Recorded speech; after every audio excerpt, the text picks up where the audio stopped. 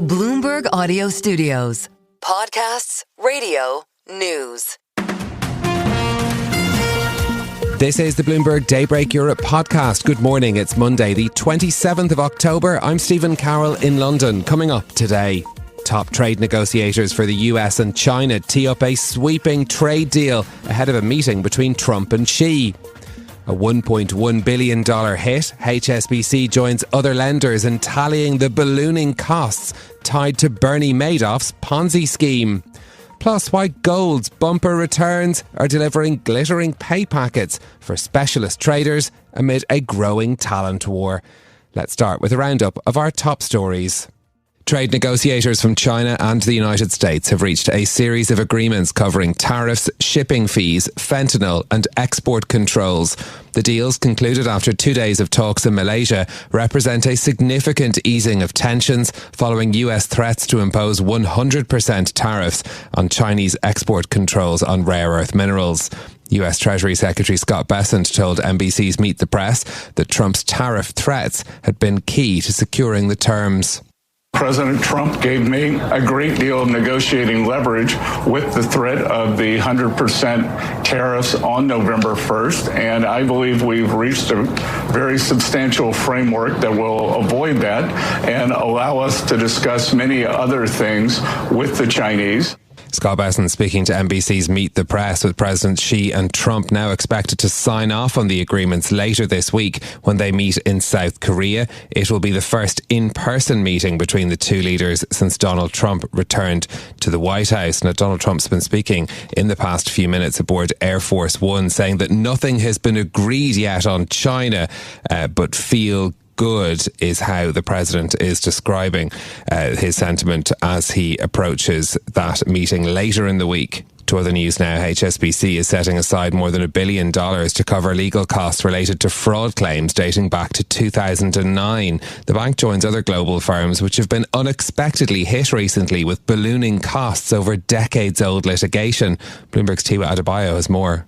When financier Bernie Madoff's infamous Ponzi scheme fell apart in 2009, customer statements reflected about $65 billion in non-existent investments. To this day, multiple banks are still defending against litigation related to the case, including HSBC.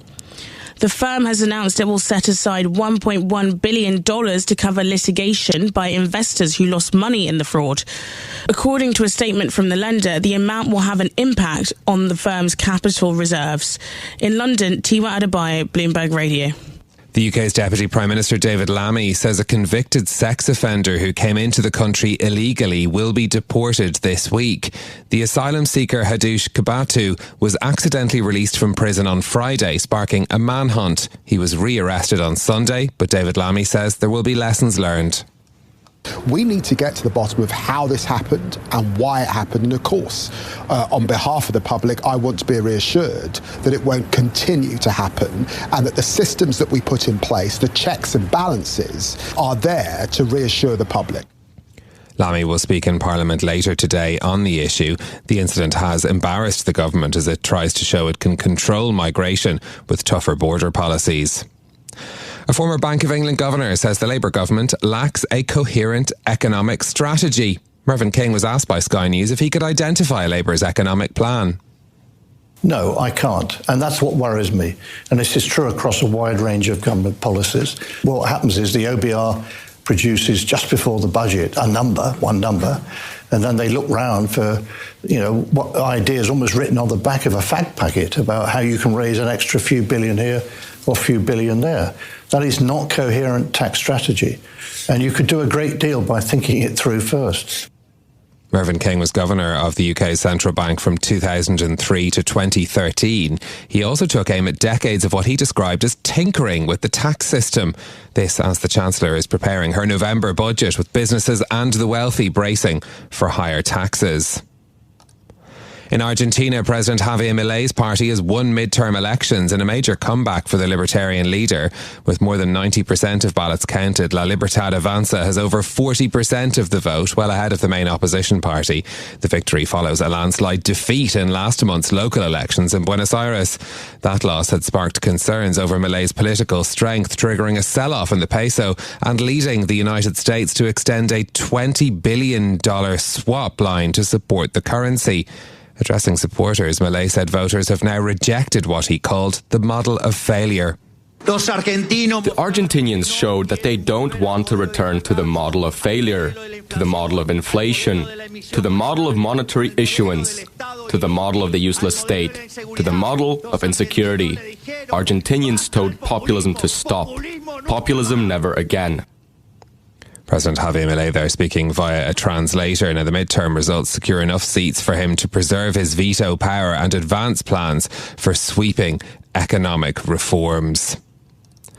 French authorities have arrested several people over the heist at the Louvre Museum in Paris. The city's prosecutor says one of those detained was planning to flee the country. According to local media reports, 2 of the suspects are experienced burglars and may have been acting on orders.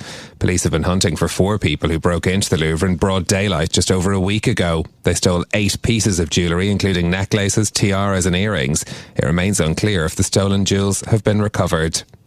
And those are our top stories on the markets. The MSCI Asia Pacific Index up by 1.5%. Eurostoxx 50 futures are 0.6 higher this morning. The 10-year Treasury yield up 3.5 basis points now to 4.04%. Gold prices are sliding 0.7 this morning, $4,083 a barrel. Copper futures, though, up by 1.8%. And oil prices have been rising as well on the back of those latest US-China headlines. Just looking at the latest that we're hearing from the US president, talking about he's going to have a great talk with Xi, saying he thinks they'll have a successful transaction with the Chinese president, and we might sign a final deal on TikTok on Thursday.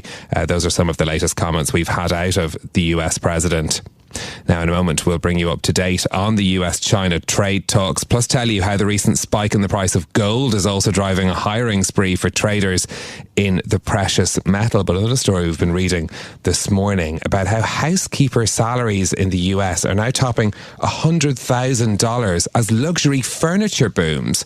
So James Tarmy from Bloomberg Pursuits have been writing about this and speaking to some of these top-tier people and what it takes to get to their level. One of them, Gina, telling him that you need to know about art and design because some of the items that you're cleaning could be irreplaceable. So she says the value of the pieces has increased greatly, even if it's not the most well-known artist, and that high-end houses have crazy prices on almost everything. So it's not just the complexity of the materials themselves. It could be mixes of metals or woods or glass or a variety of synthetics. And she says she has to research everything before she touches it as well. This is also meaning that some of the specialist companies in this area are also finding their services in high demand. James spoke to Charles McPherson in Toronto, who trains and places staff in households around the world. He offers a 5-week training course on everything from communication to security. This, of course, of the value of some of these precious furniture items have risen as well. So the salaries the people employed to maintain them are going up too. It's a great insight into this industry. You can read the piece on Bloomberg.com and we'll put a link to it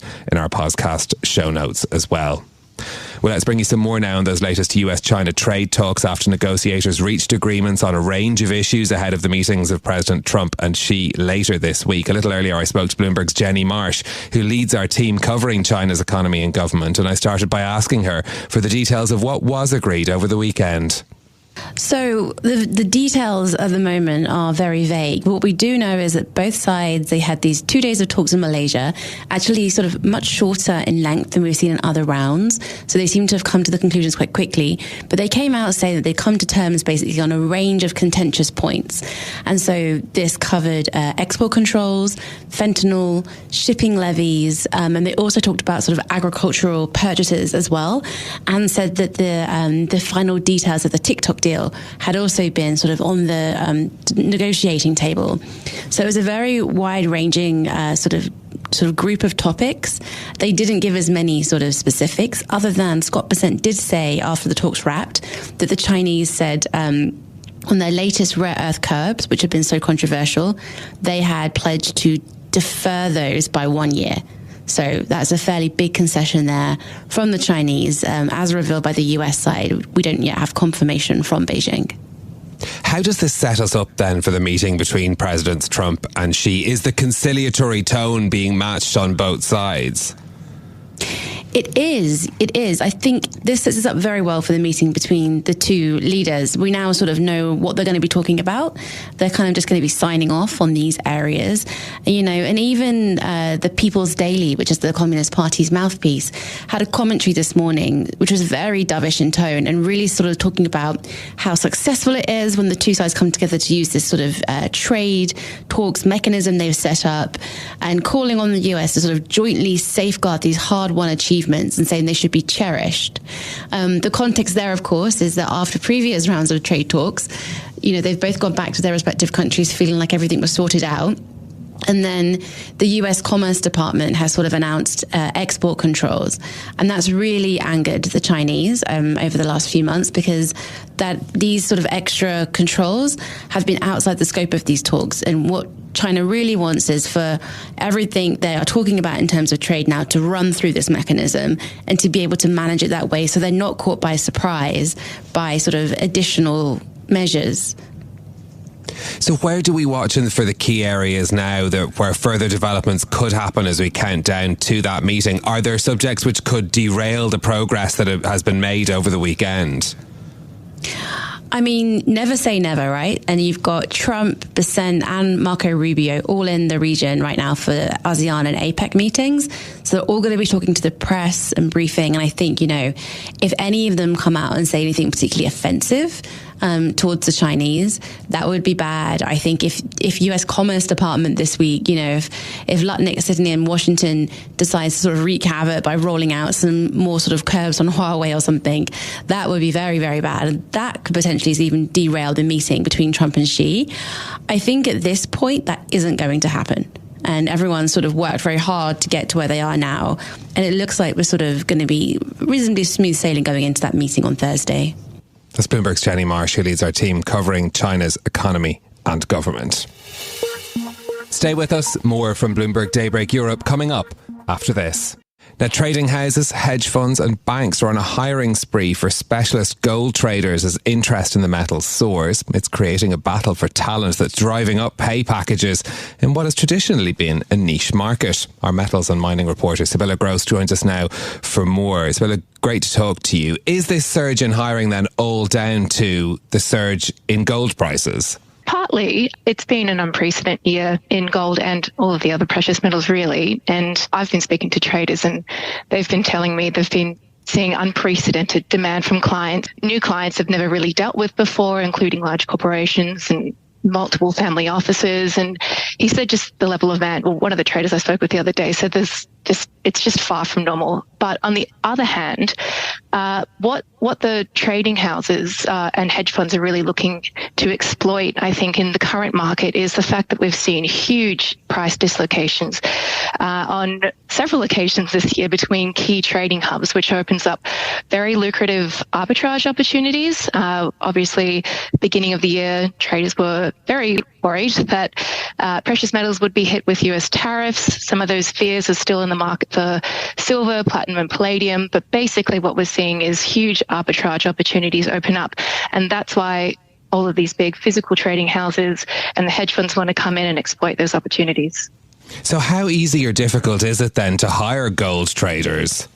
I guess historically, the market's been really dominated by a small handful of banks.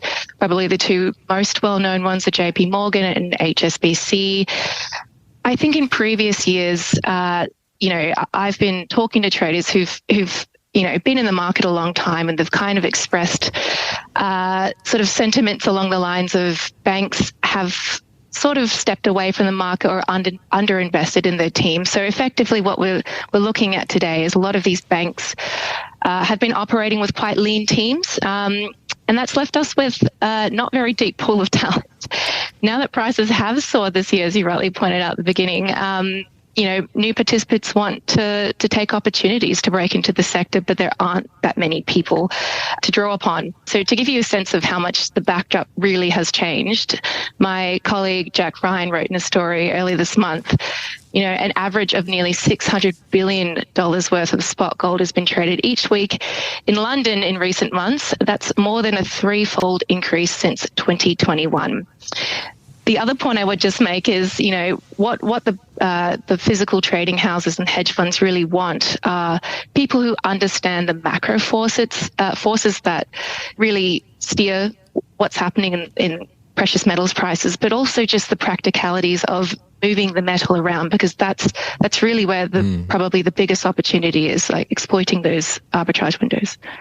So for those people who are already in this area and skilled, are they rubbing their hands with glee? What does it mean in terms of the sort of incentives that they can attract in this area? Yeah, that's a great question. A lot of the traders I've spoken to have been saying, they're being hit up on a weekly or, monthly basis even from other participants in the market who are keen to poach them. So I guess, the world's their oyster. They've got a lot of opportunities. I guess the most obvious incentive here is, bonuses. Trading houses and hedge funds are more willing to pay more. One of my colleagues spoke with a commodities hedge headhunter, and he mentioned that basically physical trading houses can get bonuses that are 2 to 3 times higher than banks. Wow. So you're seeing a huge amount of turnover at all sorts of levels, and I guess traders can move around if they don't feel like they're being properly incentivized.